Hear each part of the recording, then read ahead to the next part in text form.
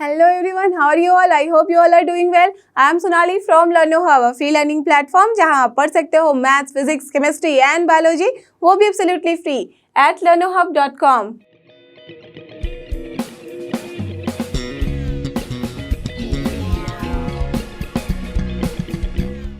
तो चलो एवरीवन हो जाओ तैयार। आज हम करेंगे NCERT solution of grade 12 chapter 6 जो कि अपना एप्लीकेशन ऑफ डेरिवेटिव्स, और इसके अंदर हम करने जा रहे हैं एक्सरसाइज 6.1 के सारे क्वेश्चन जो कि है question number 11 to 18 as well as exercise 6.2 के क्वेश्चन नंबर 1 to 5। इसके पहले के सारे क्वेश्चन जो कि थे 6.1 के टिल क्वेश्चन 10 तक वो हमने किए हैं लास्ट वीडियोज में, so please refer to those and I am sure कि आपने इसका अभी तक वन शॉट वीडियो देख के समझ लिया होगा। तो आज के लिए get ready with your pen and paper so that we all can solve together.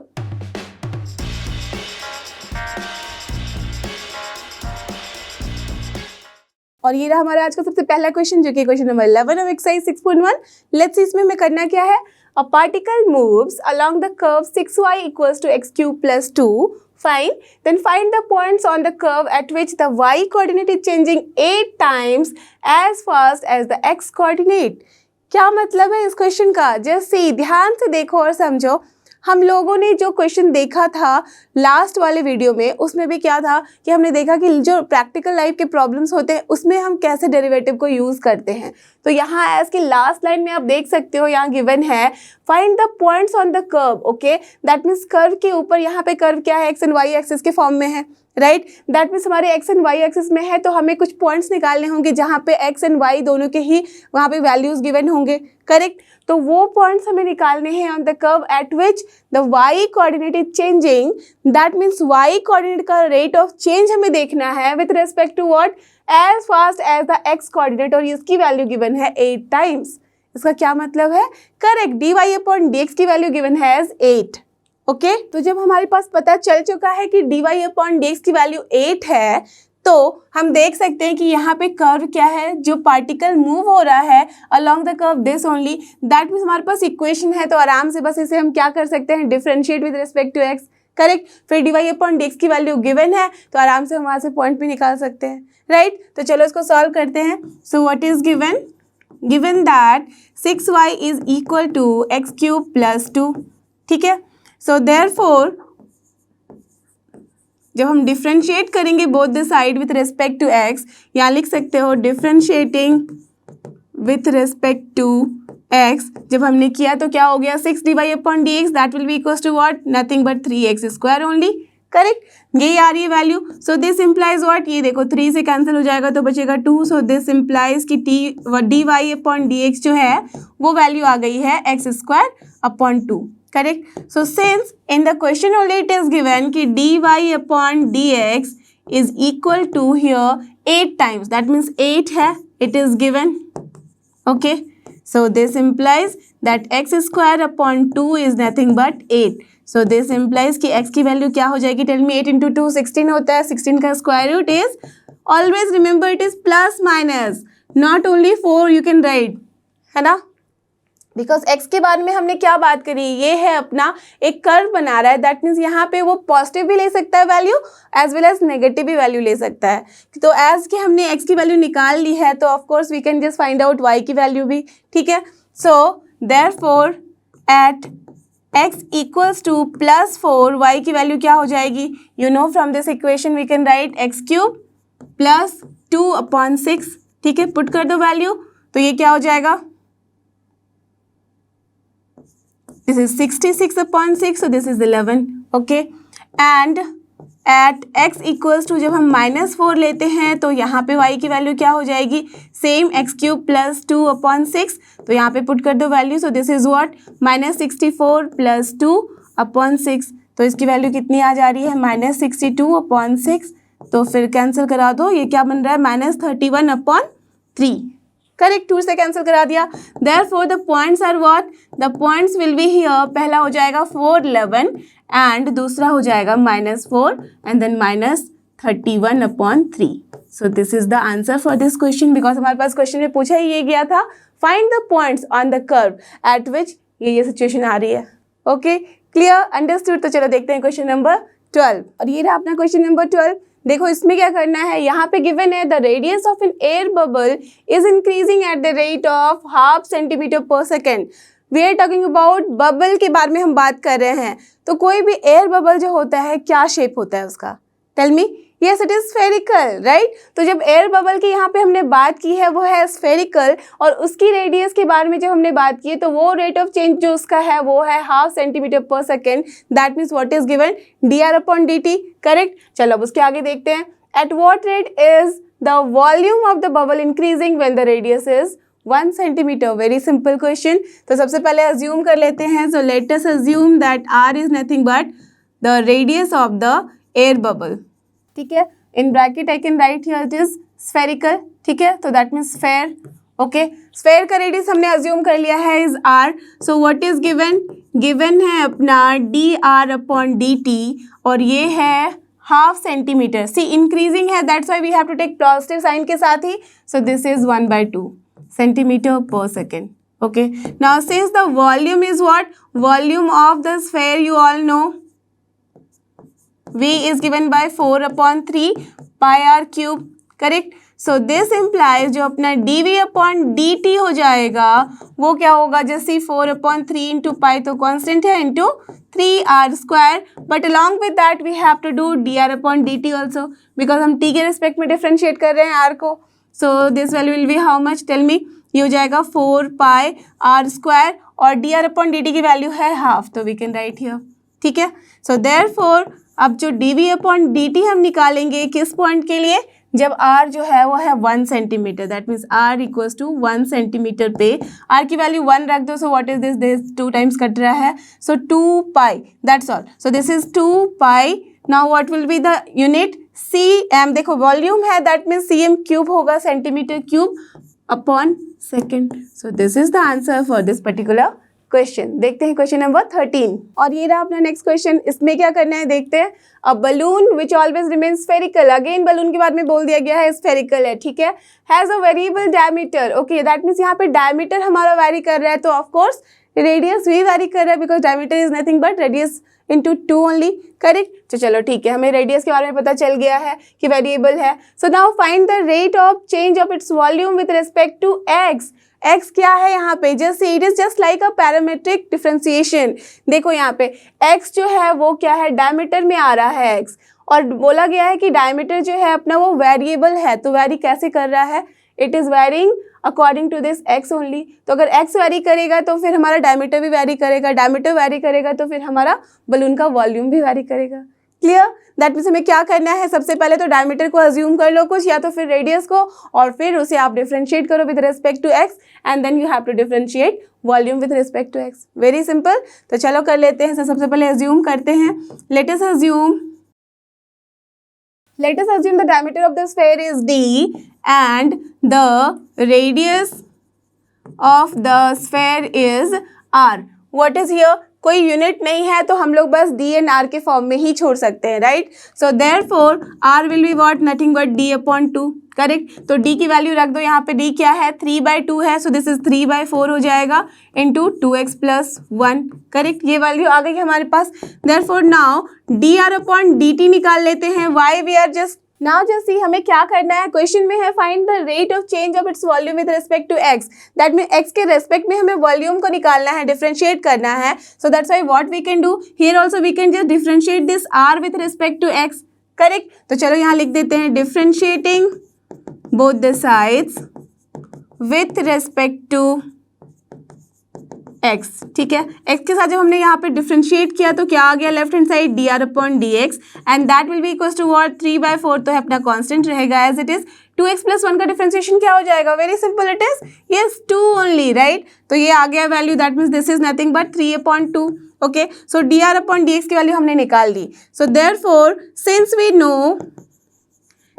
No that the volume of the sphere V is given by 4/3 pi r cube, correct. So therefore अपना जो V हो गया है वो क्या हो जाएगा, 4/3 pi r cube, तो r की वैल्यू यहाँ से पुट कर दो। सो r की वैल्यू क्या है, सो आर की वैल्यू क्या है, यही वैल्यू है, तो इसको एज इट इज उठा के रख देते हैं. So this is what 4/3 pi and r की जगह पे we can just put the value 3/4 into this 2x + 1 and इसका whole cube. Correct, this is the only thing, है ना. तो चलो अब क्या कर सकते हैं, इसको वापस थोड़ा सा सॉल्व कर लो. So this is 4/3 pi and देखो 3/4 कांस्टेंट है तो इसको आउटसाइड ले सकते हैं, तो this is 3³ / 4³ and then this is 2x + 1 का होल क्यूब. करेक्ट. नाउ देखो कुछ कुछ कैंसिल हो सकता है, तो चलो उसको भी लिख देते हैं कैंसिल करा के. तो दिस इज 3 या 9 होगा, बिकॉज 3 एक कैंसिल होगा. सो 9 यहाँ पे हो जाएगा 16 pi and here it is 2x + 1 का whole cube. Correct. So therefore now differentiate this with respect to x, क्योंकि यहाँ पे भी हमें वही निकालना है, rate of change with respect to x. तो यहाँ पे क्या हो जाएगा, this will give you dv/dx in the left hand side. In the right hand side क्या हो जाएगा, ये है पूरा कांस्टेंट, इसको रहने देंगे as it is. So 9/16 pi. Now just see differentiation this whole term, तो क्या हो जाएगा, ये नथिंग बट 3 × 2x + 1 का होल स्क्वायर. तो क्या क्या कैंसिल हो रहा है, nothing. So what is this, this is 27/16 and just see into, ये कंप्लीट नहीं हुआ है. वाई, बिकॉज 2x + 1 का होल स्क्वायर लिया है. अब अंदर जो है उसका भी तो डिफरेंशिएशन करना होता है according to the chain rule. So what will be here, 2 भी हो जाएगा. ना जस्ट सी 2 से ये कैंसिल होगा 8 times. So what will be here 8. So 27/8 pi into 2x + 1 का whole square and this is the answer for this question, जो कि हमें निकालना चाहिए था. ठीक है, डन. अब देखते हैं नेक्स्ट क्वेश्चन, जो कि क्वेश्चन नंबर 14. और ये रहा अपना क्वेश्चन नंबर 14. देखते हैं इसमें क्या करना है. Sand is pouring from a pipe at the rate of 12 cm³/s. सबसे पहले तो ये देख लो, सैंड निकल रहा है कहाँ से, एक पाइप से. तो आप सोचो कि जब भी सैंड कहीं ऊपर से गिर रहा है तो वो क्या शेप बनाएगा, पहले तो ये सोच लो. Perfect, it will be cone, isn't it. तो दैट मीन्स जब हम सैंड गिराते हैं, पोर करते हैं, सैंड नहीं भी आप अभी गिरा सकते हो तो चीनी नमक कुछ भी डाल के देख लो. एकदम छोटा सा एग्जांपल आप टेस्ट कर लो घर में, तो क्या होगा, ये पिरामिड के शेप में लेता है, right. That means it is making a cone. तो इसका क्या मतलब है, sand is pouring from a pipe at the rate of this. That means यहाँ पे रेट भी गिवन है, और रेट में अगर ध्यान दो तो cm³/s है. That means of course we are talking about the volume. इसका वॉल्यूम ही इंक्रीज हो रहा है. ठीक है, तो चलो ये लाइन खत्म. Now the falling sand forms a cone. See already it is given कि ये फॉर्म कर रहा है कोन. नहीं भी गिवन होता तब भी आप समझ सकते थे कि ये कोन ही बना रहा है. ओके, ठीक है. On the ground in such a way that the height of the cone, ठीक है, दैट मीन्स जो भी कोन हमारा बन रहा है उसकी जो हाइट है is always 1/6 of the radius of the base. Okay, that means ये जो कोन हमने बनाया है यहाँ सैंड का, तो इसकी जो हाइट है, ठीक है, ये है रेडियस अपना और ये है हाइट. तो जो हाइट है is always 1/6 of the radius of the base. That means height is given as 1/6 into r. ठीक है, डन. ठीक है. Now how fast is the height of the sand cone increasing when the height is 4 cm. That means you have to find dh/dt, nothing else. So simple question, right. तो सबसे पहले जो जो given है वो लिख लेते हैं. तो सबसे पहले चलो H एंड R को हमने लिखा हुआ है यहाँ पे कहीं नाम उसका नहीं दिया है तो हम अज्यूम कर लेते हैं. तो सबसे पहले let us assume that HI. So let us assume that height of the cone is your H. ठीक है, एंड जो बेस है दैट मीन्स बेस रेडियस जो है अपना of the cone is R. ठीक है. सो व्हाट इज गिवन, यहाँ पे गिवन है कि हाइट जो है वो अपना रेडियस के अपॉन 6 है. दैट मीन्स हियर 1/6 है किसका, रेडियस का, राइट. वही गिवन है. डन. ये चीजें गिवन है. और क्या गिवन है, जो अपना सैंड है वो पोर हो रहा है पाइप से, वो किस रेट में हो रहा है, this 12 cm³/s. So this means what is given here, that means it is given as dv/dt as 12 cm³/s. जहाँ पे v क्या है, v is the volume of the cone. Okay, correct. ठीक है, ये चीजें गिवन है. Now since we know that volume is what, it is 1/3 pi r square h. You remember this, right? देखो कुछ कुछ चीजें हमेशा याद रखना, जैसे कि स्फेयर की वॉल्यूम क्या हो गई, ठीक है, देन अपना कोन का वॉल्यूम क्या होगा, सिलेंडर का वॉल्यूम क्या होगा, सबका सरफेस एरिया क्या होगा, ये सारी बातें यू शुड नो. ये आपको याद रखनी होंगी। फाइन, तो चलो ये आपको पता है कि since we know that volume is 1/3 πr²h, तो अब क्या करना है हमें यहाँ पे निकालना है how fast is the height of the sand cone is increasing. That means हमें निकालना है dh/dt। करेक्ट, dh/dt की वैल्यू निकालनी है, जबकि हाइट जो है वो 4 सेंटीमीटर है। दैट मीन्स h की वैल्यू है 4।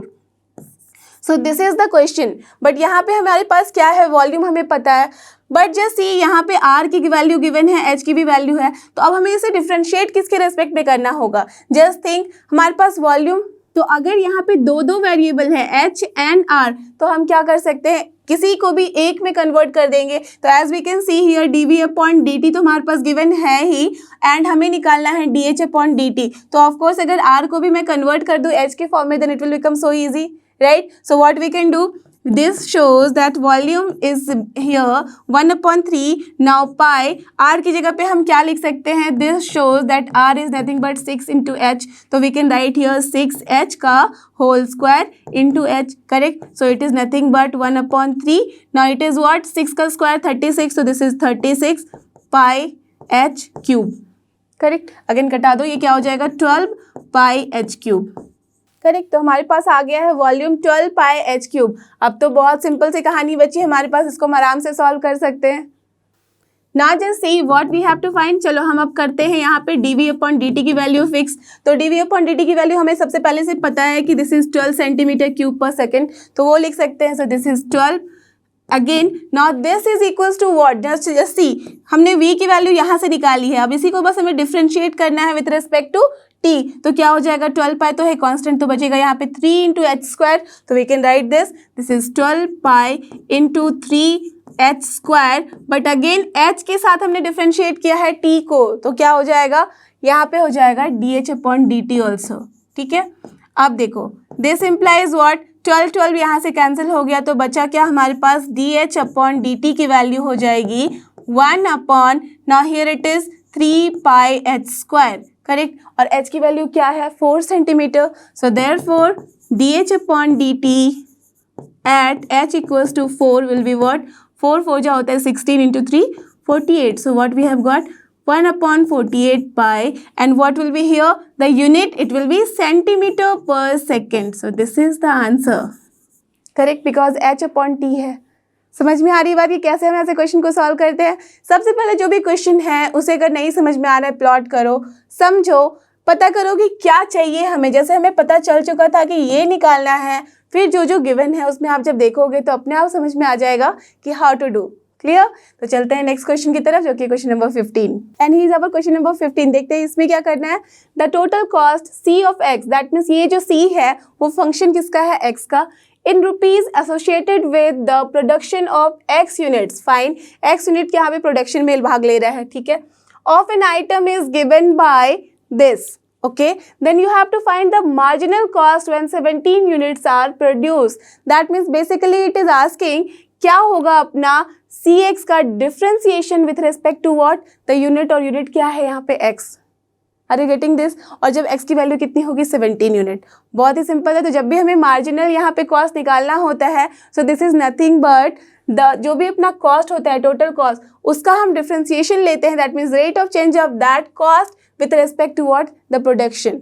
तो वही हो जाएगा यहाँ पे। So here what we have to do, cx is given as this, therefore जो हम निकालेंगे c-x वो क्या हो जाएगा, that means we are differentiating this with respect to x। तो यहाँ पे क्या हो जाएगा, tell me, this will be just 3x² along with this multiplied, तो ये हो जाएगा 0.021 x² माइनस, जैसे here it will be what, 3 into 2 हो जाएगा 6, तो that is 0.006 x plus year only 15, and इसका तो कांस्टेंट है तो 0 हो जाएगा, करेक्ट। अब ये वैल्यू हमने निकाल ली है, बस 17 यूनिट के लिए वैल्यू निकालनी है। देयरफॉर c डैश, और यहाँ पे क्या है 17, जस्ट x की वैल्यू हमें 17 रख देनी है, तो जहाँ जहाँ x है वहाँ जस्ट आप पुट कर दो 17, तो this is 17² minus 0.006 into 17 plus 15। तो जस्ट यहाँ पे कैलकुलेट करो वैल्यू और लिख दो, that will be your answer. तो हम श्योर आपके पास भी यही वैल्यू आई है, इसको जब मल्टीप्लाई किया then we have got this and the final answer is this one.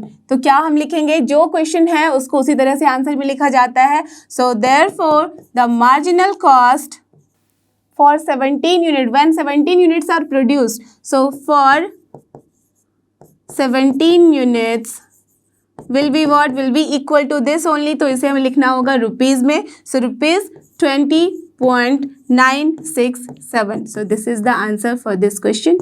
Clear? Understood. तो देखते हैं नेक्स्ट क्वेश्चन, और ये रहा क्वेश्चन नंबर 16। ये भी है similar to the last question. देखो यहाँ क्या करना है, the total revenue in rupees received from the sale of x units of a product is given by this. Find the marginal revenue when x is equals to 7। Very simple question. हमारे पास यहाँ पे revenue given है, so what is given, just you need to write here. तो given है कि are of x जो है that is 13x² plus 26x plus 15, ठीक है। So that means we have to find the marginal revenue. तो marginal revenue क्या करते हैं, जैसे इसे डिफ्रेंशिएट करना है, therefore the marginal revenue will be what, r dash x and that will be equals to, बस इसको डिफ्रेंशिएट कर दो with respect to x, तो this is what 26x plus 26 only, correct. So therefore r dash x की जो value होगी at x equals to 7 पे वो क्या हो जाएगी, just put the value over here. So this is into 7 plus 26. Now write down the value. So this is 208. So therefore the answer is what here?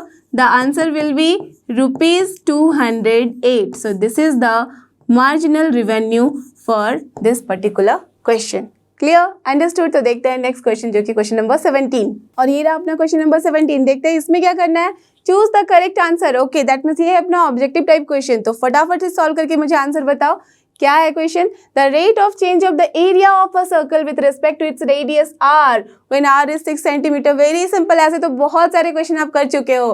That means area की बात कर रहे हैं हम, तो area is what, pi r square, ठीक है। सो D a upon क्या है यहाँ पे, with respect to radius, that means d r करना होगा। This you all know that 2 pi r होती है वैल्यू, और जब आर की वैल्यू हम रख देंगे 6, तो therefore what will be here answer, d a upon d r when r is here 6 will be nothing but 12 pi. So this is the answer, और वो कौन सा है, option b. So the b is your right answer. Clear? Understood. तो चलो देखते हैं question number 18, जो कि है इस एक्सरसाइज का लास्ट क्वेश्चन। और ये रहा अपना last question of this exercise, that is question number 18। देखते हैं इसमें क्या करना है। ये भी है अपना ऑब्जेक्टिव टाइप क्वेश्चन। तो रीड करते हैं क्वेश्चन को। The total revenue in rupees received from the sale of x unit of a product is given by this. The marginal revenue you have to find when x is given as 15। Very simple, just you have to differentiate it. So what is given, r of x is given as 3x² plus 36x plus 5, ठीक है। So therefore अपना r dash x क्या हो जाएगा, ये हो जाएगा 6x plus 36, ठीक है। So therefore r dash x की जगह पे वैल्यू क्या रख देनी है, 15। What will B this one, this will B 90 plus 36, so this is nothing but 126। So the answer is 126। Which option is this, this is D. So the D is your correct option. Clear? Understood. तो चलो देखते हैं next question, जो कि है next exercise का। और ये रहा अपना नेक्स्ट क्वेश्चन, जो कि क्वेश्चन नंबर 1 ऑफ एक्सरसाइज 6.2। तो इसमें क्या करना है, इस एक्सरसाइज में हम बात करेंगे इंक्रीजिंग और डिक्रीजिंग फंक्शन की, और वो हम कैसे पता करेंगे, with respect to the differentiation. That means हम यहाँ डिफ्रेंसिएशन को यूज़ करेंगे, डेरिवेटिव यूज़ करेंगे, और फिर बताएंगे कि कैसे कोई फंक्शन जो है वो इंक्रीजिंग है, डिक्रीजिंग, ठीक है। तो यहाँ पे दो तरीके से हम सॉल्व करते हैं, एक तो डिफ्रेंसिएशन के थ्रू, एक बिना डिफ्रेंसिएशन की। तो मैं कुछ क्वेश्चन आपको बिना डिफ्रेंसिएशन के बता रही हूँ, and then I will tell you कि how to do with the differentiation, okay, by using derivative. Okay, तो सबसे पहले देखो कि कोई भी इंक्रीजिंग फंक्शन है, दैट मीन्स ग्राफ होगा कुछ इस तरीके का, ठीक है, या तो फिर ऐसा भी हो सकता है ग्राफ, किसी भी तरह का। दैट मीन्स हमेशा क्या होगा, जब हम लेफ्ट टू राइट बढ़ेंगे तो उसकी वैल्यू भी जो है ग्राफ में वो भी बढ़ेगी, right. That means is always increasing. तो इसका मतलब क्या होता है कि अगर कोई भी दो पॉइंट है हमारे पास, ठीक है, अगर ये पॉइंट है, ये पॉइंट है, तो अगर ये वाला पॉइंट हमारे इस पॉइंट से छोटा है, अगर ये x1 है और ये x2 है, if x1 is less than x2, तो x1 पे जो भी वैल्यू होगी फंक्शन की, वो वैल्यू x2 पे जो भी वैल्यू होगी फंक्शन की, उस वैल्यू से छोटी होनी चाहिए, तभी वो इंक्रीजिंग है। अगर जस्ट सोच लो इसका उल्टा, अगर इसका सीधा उल्टा हो जाता है, दैट मीन्स अगर हमारा ग्राफ सोचो कि ऐसा होता, ठीक है, ये वाला ग्राफ होता, दैट मीन्स इस कलर से मैं दिखा देती हूँ, अगर ये ग्राफ होता तो इस केस में देखो x1 तो छोटा है x2 से, वो तो सेम है, बट इस पॉइंट पे दैट मीन्स x1 के पॉइंट पे ये वाली वैल्यू हो रही है हमारे पास, ठीक है, और x2 की जगह पे ये वाली वैल्यू हो रही है, तो इन दोनों में कौन सी वैल्यू बड़ी है? Of course this one. That means यहाँ पे f ऑफ x1 जो है और ये f ऑफ x2 जो है उसका जस्ट रिवर्स हो गया है कॉन्सेप्ट, f ऑफ x1 जो है वो बिग हो गया है f ऑफ x2 से, जस्ट उल्टा हो गया है। तो दैट मीन्स ये किस तरह का फंक्शन आप ग्राफ से भी देख सकते हो, this is decreasing. Are you getting the point? जब भी हमारा x1 अगर छोटा है x2 से तो f ऑफ x1 भी f ऑफ x2 से छोटा होना चाहिए, तभी ये होता है इंक्रीजिंग ग्राफ, अदरवाइज क्या हो जाता है, ये डिक्रीजिंग। क्लियर? और जब भी हमारे पास कोई फंक्शन अगर सोचो इस तरीके का होता तो x1 पे भी वैल्यू वही है, x2 पे भी वैल्यू वही है, दैट मीन्स कभी भी किसी भी पॉइंट पे ले लो वैल्यू अगर वही रहती है तो क्या होता है फंक्शन? कांस्टेंट। तो वो नाइदर डिक्रीजिंग नॉर इंक्रीजिंग होता है। क्लियर? ठीक है, तो चलो इस कॉन्सेप्ट पे बेस करके हम पहले इसको सॉल्व करते हैं, फिर हम यूज करेंगे डेरिवेटिव, बिकॉज यहाँ पे कहीं भी इस क्वेश्चन में बोला नहीं गया है that you have to use the derivative, so we can use this concept also. Clear? So what is given here? The given function is here f of x and this is your 3x plus 17. ठीक है? So now let us assume that x1 और x2 जो है this belongs to r, right? क्योंकि हमारे पास क्या बोला गया है? It is increasing in r only, right? For all real number such that हमने ये assume तो कर लिया है कि ये r में है, such that हमने ऐसा दो नंबर लिया है कि x1 जो है that is less than x2. Fine, ऐसा हमने अज्यूम कर लिया है। So this implies what? अब मैं चाहूँ तो इसे 3 मल्टीप्लाई कर सकती हूँ दोनों ही साइड, नो प्रॉब्लम, राइट? तो मैंने मल्टीप्लाई कर दिया 3 के साथ।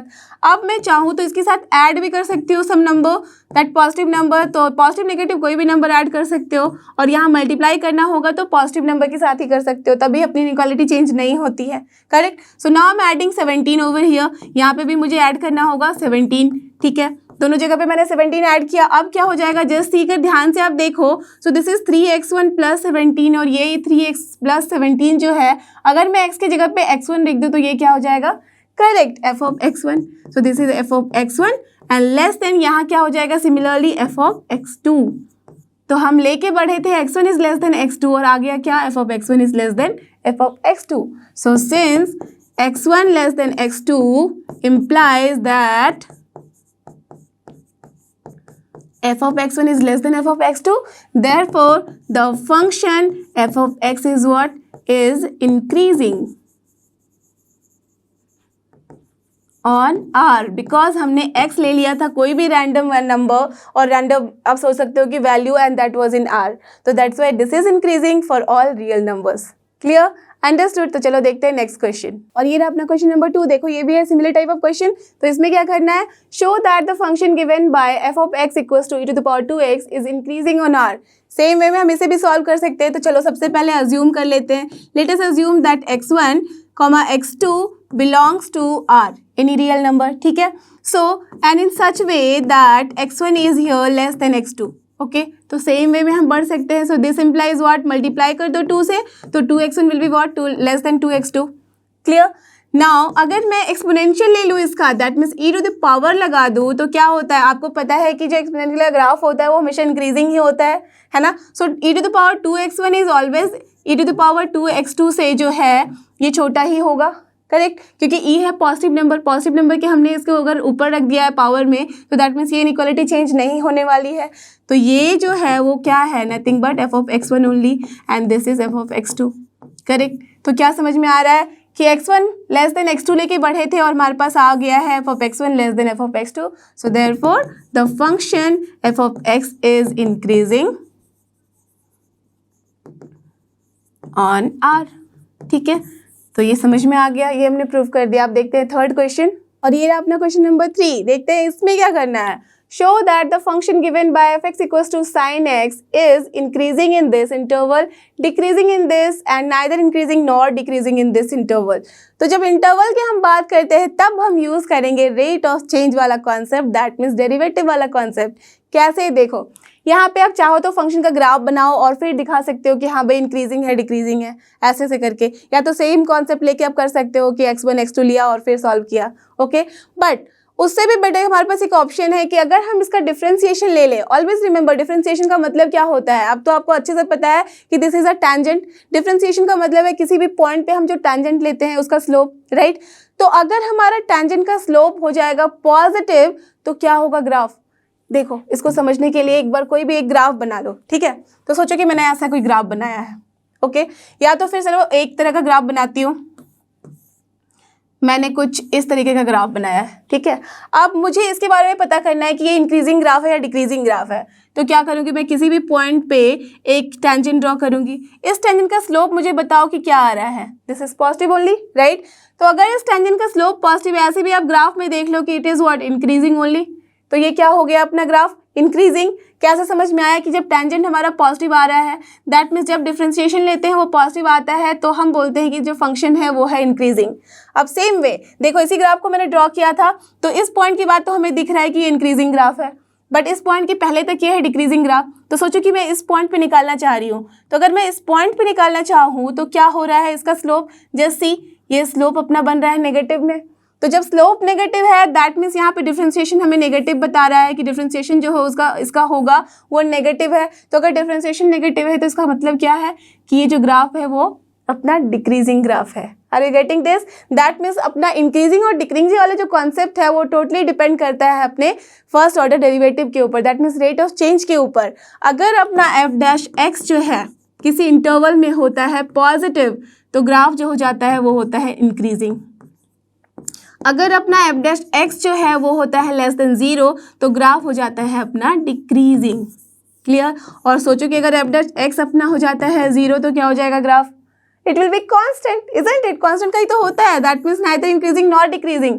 अगर सोचो कि किसी इंटरवल में अपना ग्राफ है इंक्रीजिंग एज वेल एज दूसरे इंटरवल में, दैट मीन्स इसके बारे में अगर मैं बात करूँ, ये पूरा जो ग्राफ लिया था इसके बारे में अगर मैं बात करूँ तो इस इंटरवल में ये है अपना डिक्रीजिंग और यहाँ से है इंक्रीजिंग। तो अगर मैं बोलूँ कि इस पूरे इंटरवल में ये ग्राफ क्या है, क्या डिक्रीजिंग है या इंक्रीजिंग है, तो क्या बोलोगे, it is neither decreasing nor increasing, because ये दोनों ही नेचर यहाँ पे एग्जिस्ट करता है यहाँ पे। क्लियर? Understood the concept? तो यही है। और यही पे अगर सोच लो कि ग्रेटर देन अगर 0 हो जाता या तो फिर इस तरह का टर्म हो जाता तो ये फिर स्ट्रिक्टली इंक्रीजिंग या डिक्रीजिंग नहीं होता है, ओके। तो उस केस में हो जाता है सिर्फ डिक्रीजिंग या इंक्रीजिंग।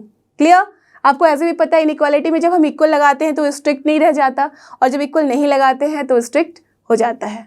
ठीक है, अंडरस्टूड? तो चलो अब देखते हैं इसको कैसे सॉल्व करना है। So what is given here, the given thing is here f of x and that is your sine of x. Okay, so this imply जब हम इसे डिफ्रेंशिएट करेंगे विथ रिस्पेक्ट टू एक्स तो हमारे पास आ जाता है कॉस ऑफ एक्स।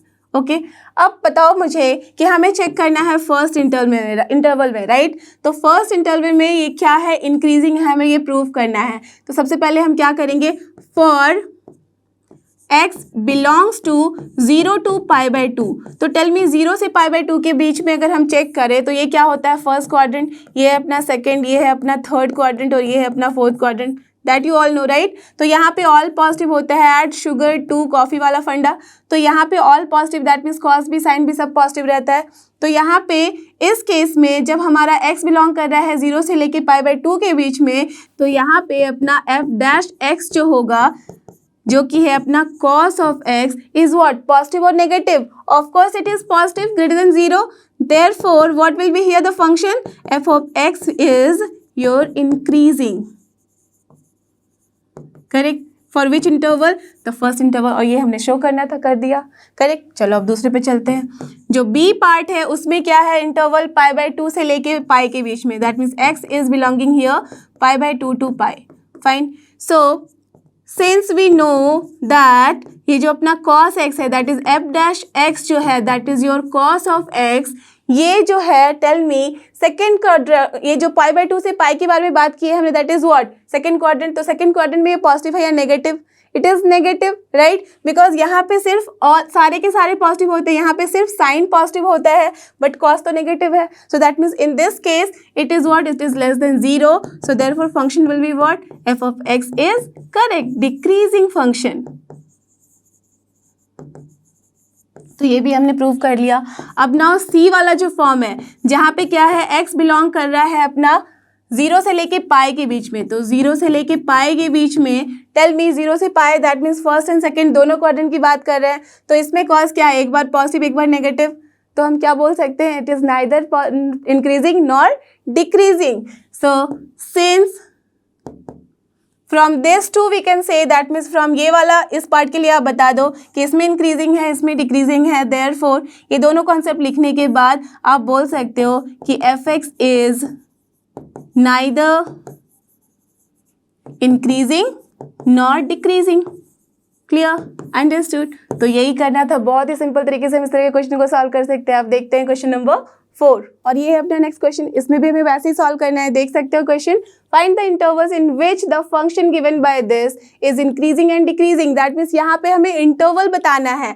पिछले question में हमारे पास इंटरवल गिवन था, यू हैव टू प्रूव कि किस में इंक्रीजिंग है डिक्रीजिंग है। यहाँ पे हमें इंटरवल बताना है कि किस में इंक्रीजिंग होगा और डिक्रीजिंग होगा। तो सबसे पहले हम क्या करेंगे, एफ डैश एक्स निकाल लेंगे। क्लियर, सो क्या गिवन है अपने पास, the given thing is here f of x, और एफ ऑफ एक्स की वैल्यू है 2x स्क्वायर माइनस 3x।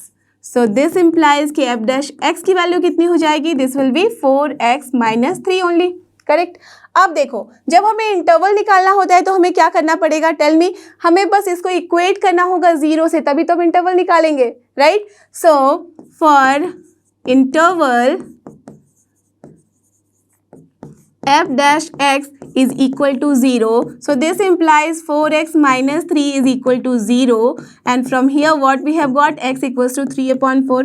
जब x equals to आ गया है 3/4, तो that means अब जो अपना रियल नंबर है, नंबर लाइन जो होता है, इधर होता है प्लस पॉजिटिव प्लस इन्फिनिटी, यहाँ है नेगेटिव इन्फिनिटी, और 3/4 अपने पास पॉइंट आया है, दैट मीन्स कहीं भी ये पॉइंट होगा, दिस इज 3/4। तो ये जो पॉइंट है उसने इस पूरे लाइन को कितने पार्ट में बांट दिया है, 2 पार्ट में, एक ये वाला पार्ट है और एक ये वाला पार्ट। तो अब दैट मीन्स हमारे पास कितने इंटरवल मिल गए हैं, 2 इंटरवल। अब बस हमें इसी 2 इंटरवल के बारे में ही तो चेक करना है कि किधर पॉजिटिव होगा किधर नेगेटिव। क्लियर, और जिधर पॉजिटिव होगा उधर हो जाएगा इंक्रीजिंग फंक्शन, जिधर नेगेटिव होगा वो हो जाएगा अपना डिक्रीजिंग फंक्शन। क्लियर, समझ में आ रही है बात। तो चलो देख लेते हैं। So now for minus infinity to 3/4, ये वाला जब हम इंटरवल लेते हैं, क्यों मैंने ओपन रखा, बिकॉज अगर 3/4 को आप ले लोगे तो वहाँ पे 0 आ जाती है वैल्यू। सो दैट्स वाई जब भी हमें इंटरवल लेना होता है तो जब तक बोला नहीं गया है क्वेश्चन पे, we have to just leave that means उस पॉइंट को हम इंक्लूड नहीं करते हैं। तो इस इंटरवल के लिए चेक कर लेते हैं। सो इस इंटरवल के लिए एफ डैश एक्स की वैल्यू क्या होगी, नेगेटिव या पॉजिटिव, कैसे चेक करोगे, जैसे कोई भी वैल्यू ले लो इनके बीच में, तो इसके बीच में आप 0 भी ले सकते हो। तो अगर 0 लिया तो क्या हो जा रही है वैल्यू, बिकॉज देखो माइनस इन्फिनिटी से लेके 3/4 के बीच में 0 भी तो वैल्यू आ रही है ना। तो 0 ले लोगे तो क्या हो जाता है, negative. So this is your less than 0। Correct, कोई भी पॉइंट उठा के देख लो, 4 देख लो, -4 देख लो, कोई भी पॉइंट देख लो, तो it is always what, less than 0। So therefore function is what, the function F of x is decreasing. Clear, that means हमारा जो पहला क्वेश्चन था इंक्रीजिंग, वो अभी हमने नहीं निकाला है, अभी हमने निकाल लिया है डिक्रीजिंग के लिए। ठीक है, अब देखते हैं for the second interval, for interval 3/4 to infinity जब हम ले रहे हैं तो एफ डैश एक्स की वैल्यू क्या हो जा रही है, जस्ट चेक करो, कोई भी नंबर ले लो 3/4 के बाद वाला। तो चलो मैं ले लेती हूँ 4, तो 4 × 4 16 - 3, दैट मीन्स पॉजिटिव है, तो दैट मीन्स ये आ रहा है पॉजिटिव। सो देयरफॉर फंक्शन क्या हो जाएगा, is your increasing. Clear, therefore the first वाले केस में जो हमें इंटरवल निकालना था इंक्रीजिंग के लिए, तो क्या इंटरवल आया है, दिस इज 3/4 टू इन्फिनिटी, और जो दूसरा वाला इंटरवल आया है this is your -∞ to -4। So this is the interval for this one and this is the interval for this one. So this is the answer for this question. Let's see the next question, जो कि इस video का last question, question number 5, और ये भी है अपना similar type question. देखो इसमें क्या करना है, find the intervals in which the function given by this is increasing and decreasing. तो सबसे पहले क्या करेंगे, एफ डैश एक्स निकालेंगे, इक्वेट करेंगे 0 के साथ, फिर पॉइंट्स निकालेंगे और फिर उसके अकॉर्डिंग इंटरवल देखेंगे, और उसमें हम चेक करेंगे कि क्या है वैल्यू और क्या है उसका साइन, किसका, एफ डैश एक्स का, और फिर हम अकॉर्डिंगली लिख देंगे कि क्या होगा फंक्शन। ओके, तो चलो लिखते हैं। तो सबसे पहले what is given here, f of x की वैल्यू गिवन है, this is 2x³ -3x² -36x +7। Correct, so this implies अपना एफ डैश एक्स क्या हो जाएगा, दिस विल बी करेक्ट, यही वैल्यू है। Now what we have to do for intervals f dash x को equate कर दो 0 के साथ. So what value you will get 6x minus 6x minus 36 equals to 0. तो देख रहे हो कि 6 कॉमन है तो 6 हम यहाँ से हटा सकते हैं. So this x square actually see this is 2 into 3 6x square होगा राइट. तो ये 6x स्क्वायर है, डोंट फॉरगेट दिस. तो हमारे पास क्या वैल्यू आ गई है x square minus x minus 6 equals to 0. Solve करो, tell me what will be the value of x. So this is 3 and minus 2. तो हमारे पास दो वैल्यू आ गई है x की 3 एंड माइनस 2.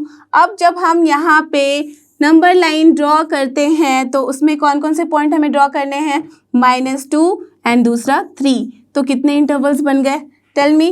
यहाँ पे 3 इंटरवल्स बन गए हैं, एक ये वाला, एक ये वाला और एक ये वाला इंटरवल राइट. तो तीनों इंटरवल में बस आप क्या करना है, चेक करना है आपको f डैश x की क्या वैल्यू होगी, क्या साइन होगी इसकी. ठीक है, तो चलो देख लेते हैं. So now we have to check for the interval. तो सबसे पहले कौन सा इंटरवल है, -∞ से लेके -2 तक देख लो. तो इस इंटरवल में कोई भी एक नंबर ले लो. तो हमें उसके लिए चेक करना होगा f डैश x कि क्या है वो पॉजिटिव है या नेगेटिव. तो चलो कोई भी नंबर ले लेते हैं, दिस इज -3 ले लेते हैं. तो -3 लेंगे तो -3 का स्क्वायर क्या हो जाता है, positive. So this is 9 into 6 54 हो जाएगा, 54 एंड देन यहाँ पे भी ये भी पॉजिटिव हो जाएगा. तो this is 54 plus 18 minus 36, of course it is what, positive. So f dash x is coming as positive, so that is greater than 0. अगर greater than 0 है so therefore what, that fx is what, increasing, correct. तो इस interval में function जो है fx वो है increasing. Okay, done. Now the second interval के लिए चेक करते हैं. कौन सा इंटरवल है, -2 से लेके 3 के बीच में, करेक्ट. तो इस इंटरवल में क्या हो जाएगी वैल्यू f डैश x की. तो देखो -2 से 3 के बीच में आप 0 चेक कर सकते हो. तो 0 ले लोगे तो क्या है, 0 0 एंड यहाँ पे हो जाएगा -36. तो of course this is negative, so less than 0. So therefore function क्या हो जाएगा, correct, it will be decreasing function. Okay, done. Now what we have to do for the second third interval, that is 3 to infinity. तो 3 से infinity के बीच में कोई भी पॉइंट ले लो और चेक करो और बताओ मुझे कि what is the f dash x. तो मैं ले रही हूँ 4.